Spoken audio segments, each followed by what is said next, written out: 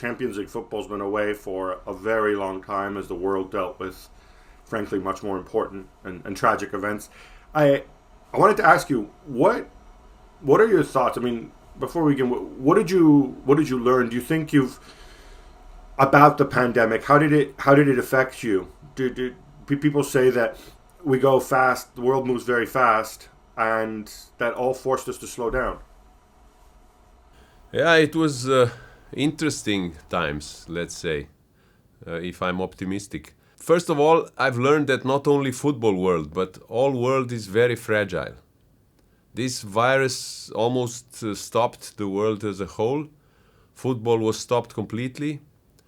It was, if I start with the negative parts, of course, a terrible result of the health issue, and a big uncertainty for everyone, including me.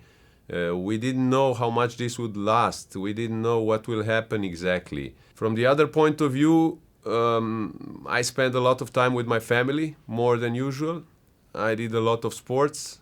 You have finally time to think about the world. Do we really need to be so fast? Do we really need to go to shops every day? Do we really need to slaughter and eat hundreds of millions of animals? Do we need to take some time with our families to slow down a bit? Quite important things. But from one point of view, unfortunately, everything will be the same probably after this finishes, at least when vaccine comes. But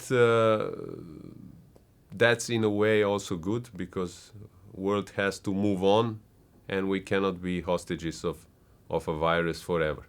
When the pandemic hit in mid-March, some big decisions were made in the following weeks. Euro 2020 moving to next summer, and the Champions League as well. The knockout phases moved to August, as you announced to us.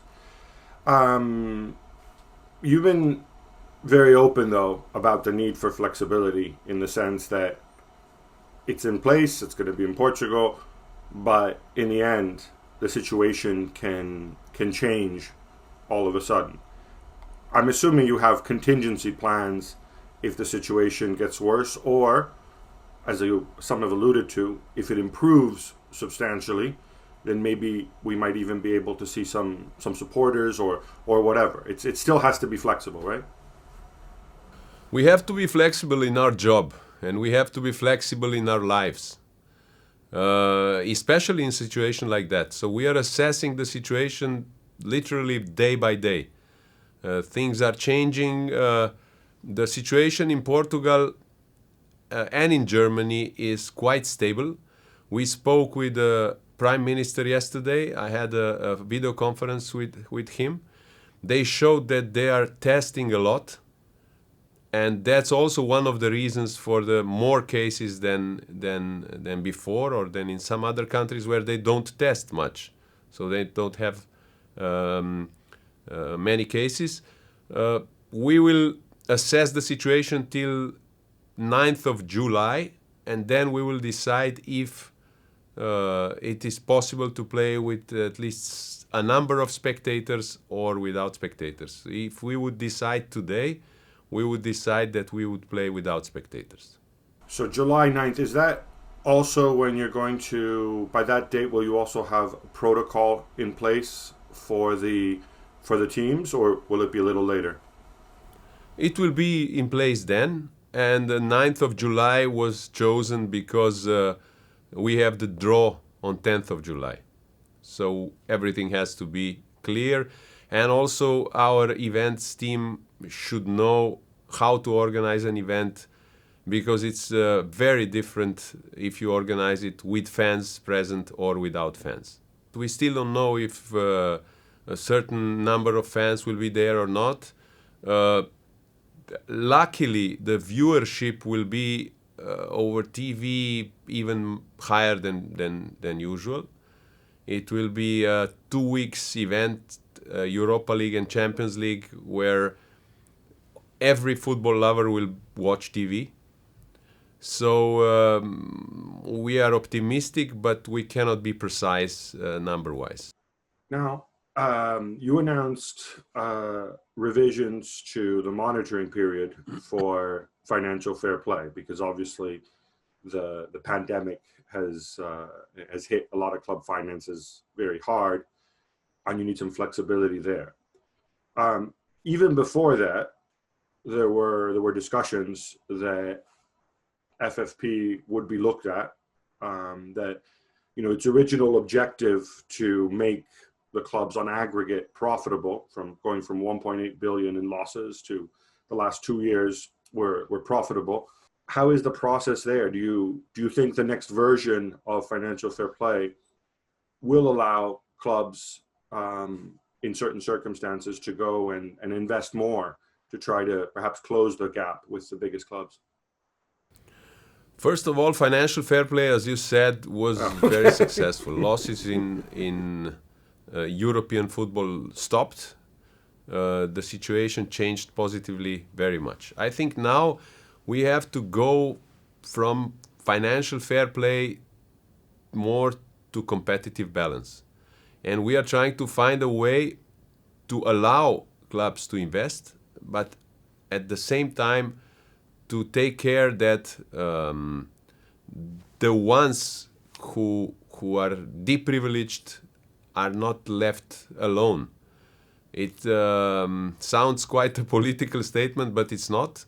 We are discussing concretely about some measures, but it's too early to share it with public.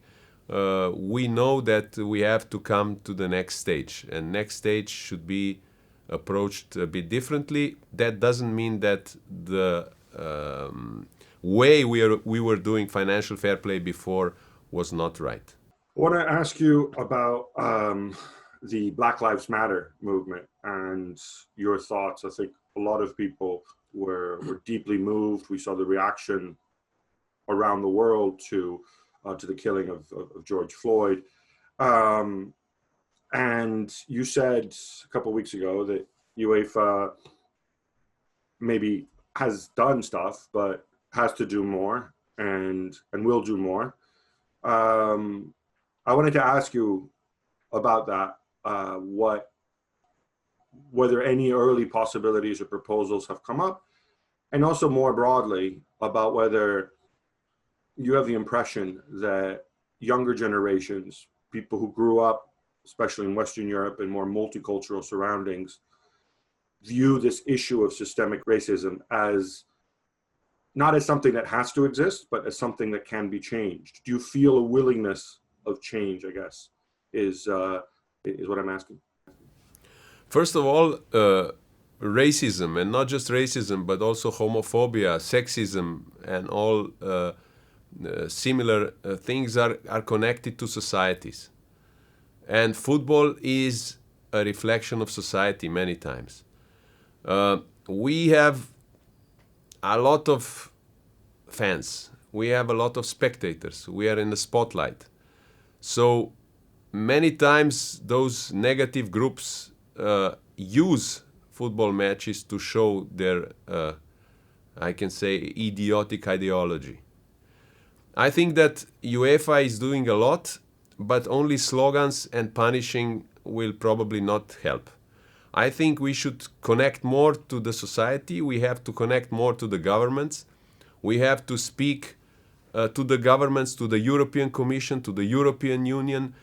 We've had enough slowly that politicians are shouting what UEFA should do.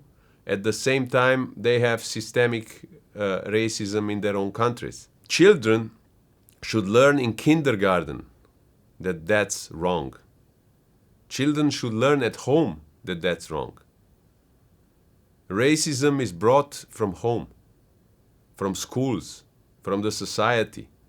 And we have to say clearly that racist fans are not fans. We don't want them at our stadiums. And it's not only up to UEFA, but also up to the national leagues, up to clubs.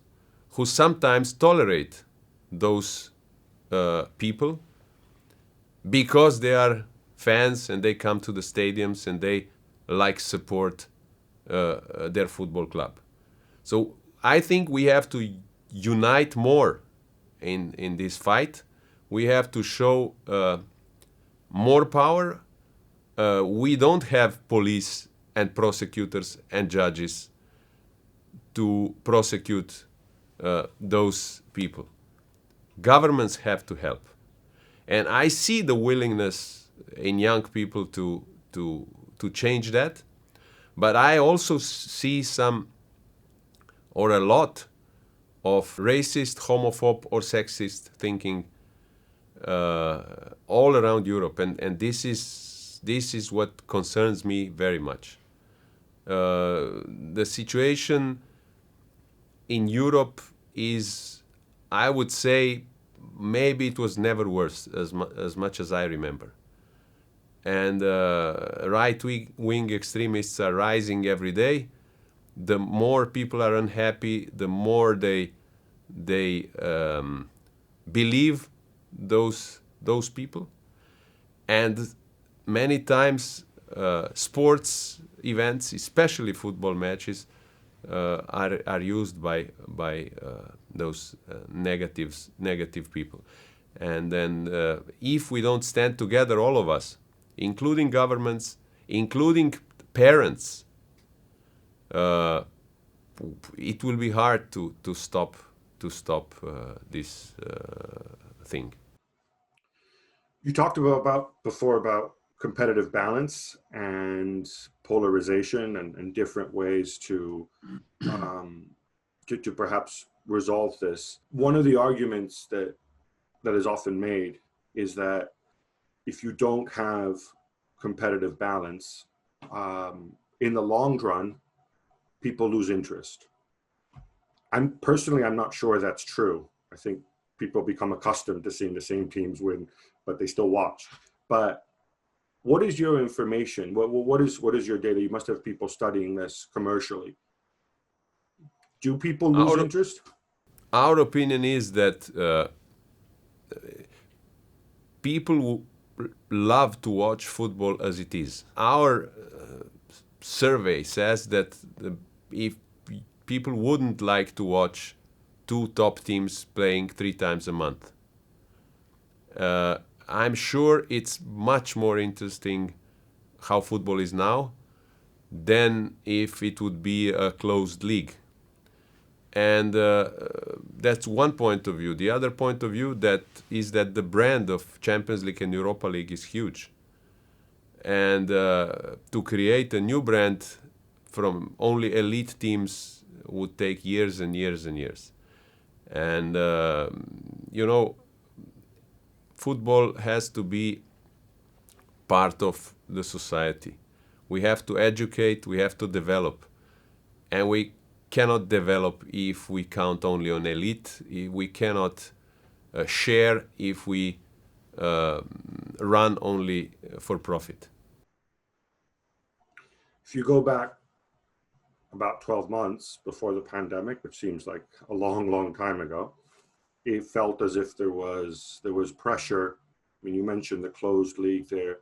There was pressure from the very big clubs to create a scenario like that, pressure to reform the Champions League, to make it more of to make a bigger group stage and more games between big clubs. From what you're saying, it seems that maybe some of the appetite for that is going away. First of all, it's important to say that there were only 2 clubs discussing about the possibility to play a league. They were just discussing. They even deny now that they discussed, but we know they did. So it was not a big movement. A vast majority of the clubs knows that the football can develop only if everyone is able to play. And that's why football is different from all the closed leagues around the world, especially UEFA competition, because we develop football.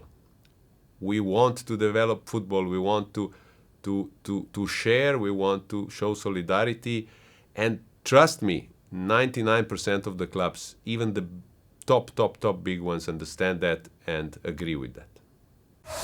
Well, thank you very much for watching ESPN on YouTube. For more sports highlights and analysis, be sure to download the ESPN app. And for live streaming, premium content, and let's not forget as well, ESPN FC 7 days a week. Subscribe to ESPN+.